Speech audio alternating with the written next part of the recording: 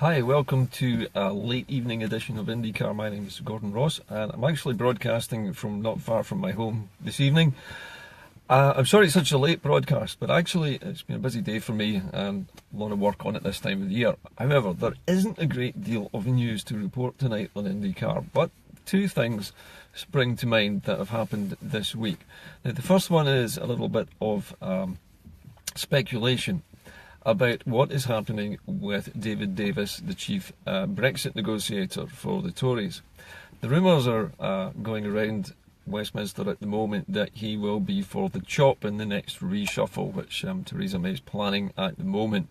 Now, if that's the case, David Davis is removed from his position as Brexit negotiator, the possibility of having Boris Johnson moved from the role of Foreign Secretary into the role of the Minister for exiting the EU raises its ugly head.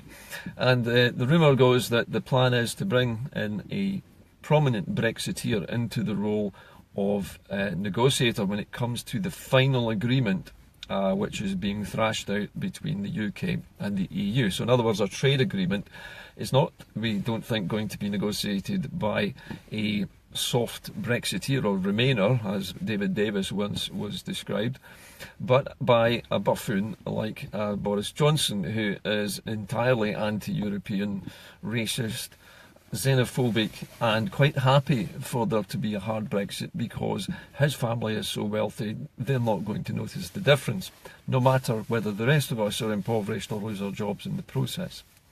So at the moment this is all a rumour and supposition down in London, but the newspapers are all over the story this week, particularly The Guardian, having a great old time undermining the Tories.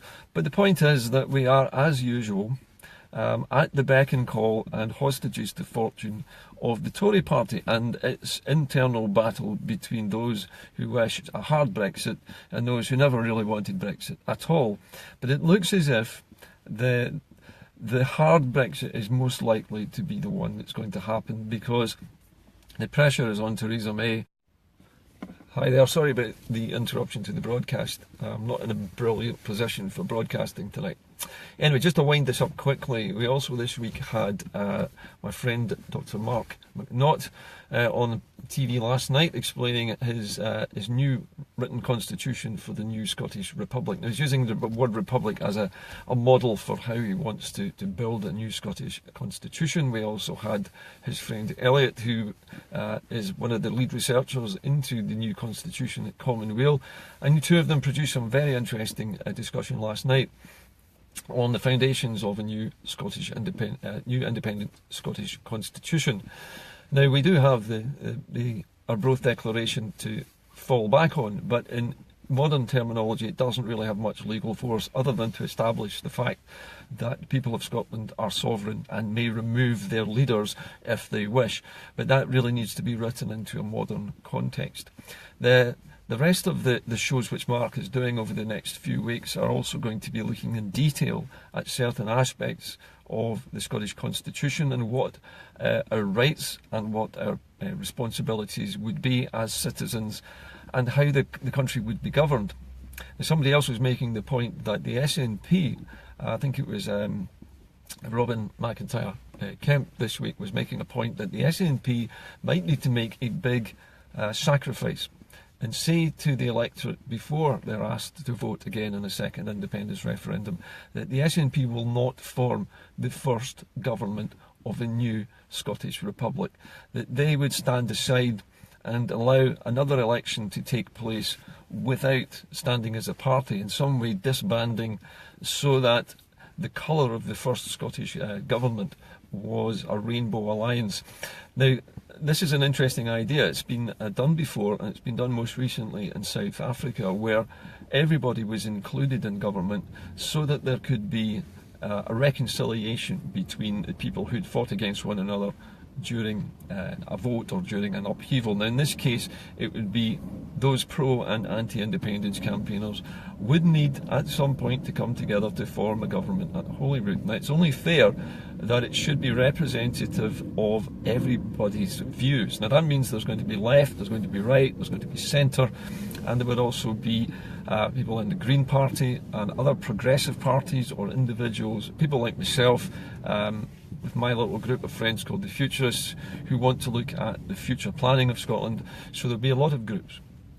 So this is one aspect of the independence referendum which needs to be discussed. Commonweal has done a tremendous amount of work, and it's interesting to know just how far they've now got with it, to the point where there is actually a constitution written.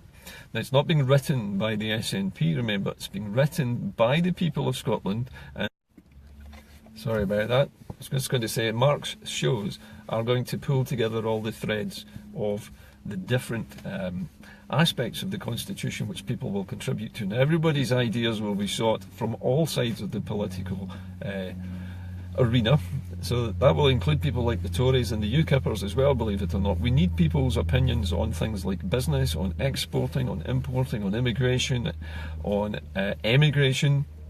We need to know about education, health, housing. Everybody will get a say, but the point is we need to know what people's views are so that they can go into a constitution that everybody can live with after independence. There's no point in us saying let's all become independent, but we don't know how the country's going to be run, we don't know what your rights will be, we don't know what you can be guaranteed as a citizen in Scotland. We need to answer those questions.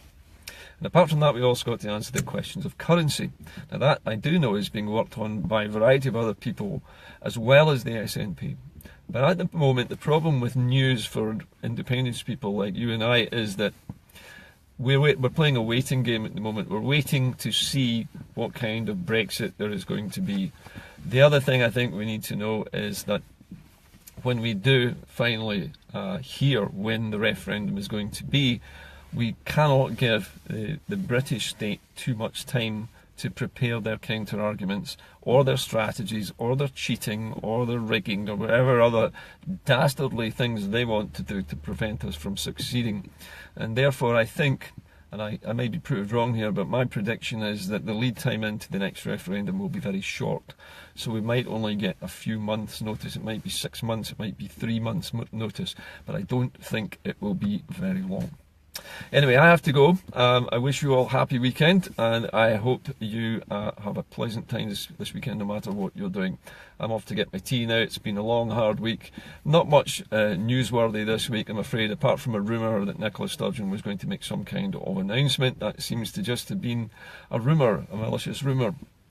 Although I suspect it might have been based on a story I heard that she would announce something if David Davis was sacked this week, which he hasn't been yet. So you never know, that announcement might come next week, it might come in the next few days, I don't know. But I think it's entirely dependent on what happens with the Tories negotiators at the Brexit negotiations. If David Davis goes and a hard Brexiteer is in